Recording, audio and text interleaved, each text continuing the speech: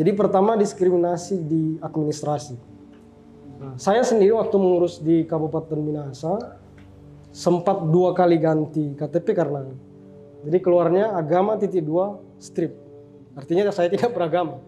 Padahal sudah ada surat dari organisasi Majelis Luhur Kepercayaan Terhadap Tuhan Yang Maha Esa memberikan rekomendasi bahwa saya dari Penghayat. Tapi tetap saja mereka bersikeras tidak, tetap kosong. Akhirnya ketika saya laporkan itu ke Kemendagri dan di MLKI Pusat, mereka mendapat tekanan, kemudian dirubahlah menjadi kepercayaan titik 2 kepercayaan terhadap. Tapi saya pikir sudah selesai sampai di situ. Ternyata anggota komunitas lain yang dari komunitas yang sama mengurus seperti saya juga mengalami hal yang sama. Saya pikir sudah selesai di saya. Ternyata pada tahun berikutnya ketika dia mengurus sama dipersulit seperti itu. Entah orang yang menangani itu orang yang berbeda atau sengaja atau saya juga tidak tahu. Tapi rupanya juga tidak semudah ya, walaupun sudah dari 17 sudah bisa, tapi ternyata pelaksanaan di daerah juga sulit. Kemudian kebetulan saya dari Minahasa Selatan. Waktu mengurus administrasi di asal ajaran ini kan dari Minahasa Selatan, bikin sekretariat organisasi. Banyak alasan yang diberikan oleh pemerintah desa.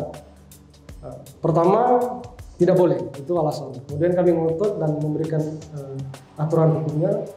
Akhirnya mereka bilang sekretariat boleh, tapi ritus upacara tidak boleh.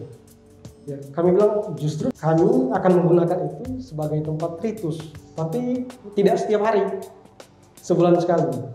Kemudian ditambah lagi syarat, kalau begitu minta tanda tangan dari Birman, dari tetangga, setuju mereka atau tidak. Waktu kami minta tanda tangan, semua setuju, tidak ada yang keberatan. Jadi semua sudah lengkap dibawa ke pemerintah desa, dibuat lagi satu syarat bilang harus ada rapat seluruh masyarakat hadir dan tanya kalau ada masyarakat yang tidak setuju berarti tidak. Dari situ kami menyimpulkan bahwa ini memang sengaja dipersulit walaupun sudah ada aturan-aturan yang sudah kami berikan. Sebetulnya kami tidak punya rumah tempat ibadah, tapi kan bisa di mana saja, di tempat-tempat yang ditunjuk oleh orang tua kami atau sesuai dengan tradisi.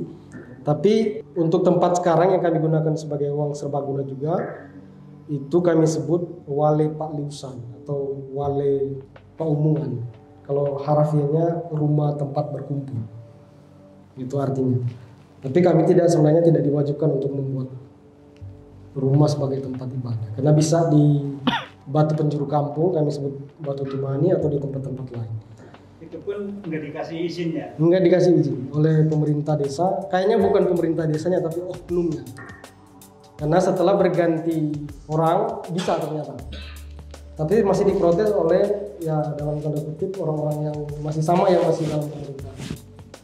Ya terpaksa kami caranya supaya ada sekretariat kami harus lapor lagi ke pusat supaya dapat tekanan. Setelah ditekan ya akhirnya bisa. Sekarang bisa. Tapi tidak menjaminkan ini tidak terulang lagi. Jadi secara administrasi kami masih mendapat hal seperti itu. Kemudian ada kan penganut kepercayaan lokal yang sebetulnya tidak bergabung dalam organisasi. Tapi mereka masih melakukan praktik-praktik agama melesu atau agama tua. Nah, mereka yang sebenarnya paling banyak menjadi sasaran bully. Bahkan pernah kejadian di selatan sana, tempat ritusnya itu dihancurkan. Jadi dibakar sabuannya, kemudian yang membuat video ini menggunakan kata-kata yang kayak misalnya sesat, ajaran setan dan lain sebagainya. Itu kalau tidak salah 2 tahun lalu. 2 tahun lalu. Baru.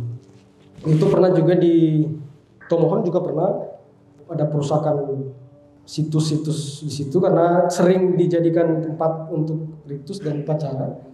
Kemudian dirusakkan oleh orang-orang yang tidak dikenal.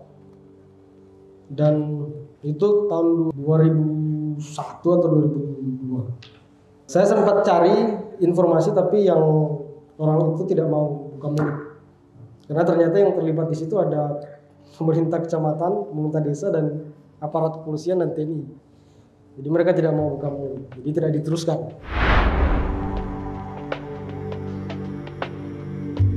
Tapi komunitas-komunitas ini harus dibedakan dengan ormas. Karena ormas ini bukan orientasinya ke kepercayaan terhadap Tuhan Yang Maha Esa, lebih ke mungkin budaya, seni atau seperti itu. Karena takutnya saya menyamakan kemudian saya dikomplain. Ada juga yang tidak gabung dengan komunitas, maksudnya tidak gabung dengan majelis luhur kepercayaan terhadap Tuhan Yang Maha Esa sebagai wadah nasional. Tapi saya kenal dan sering berkomunikasi dengan saya, mereka itu penghayat kepercayaan. Misalnya yang di Tomohon yang tahun lalu mengajukan diri, katanya ada 10 orang mau ganti KTP ke saya. Kemudian ada lagi yang di Bitung, mereka juga komunitas lain tapi tidak tergabung dengan MLKI. Jadi seperti itu. Jadi kalau penghayat kepercayaan, kami sebenarnya lebih suka disebut penghayat kepercayaan ketimbang aliran kepercayaan. Karena yang disepakati seperti itu. Karena aliran kepercayaan itu identik dengan sempalan-sempalan dari agama-agama lain ya. Kayak ya sehingga dijadikan sasaran untuk undang-undang PNPS itu yang tahun lalu ini.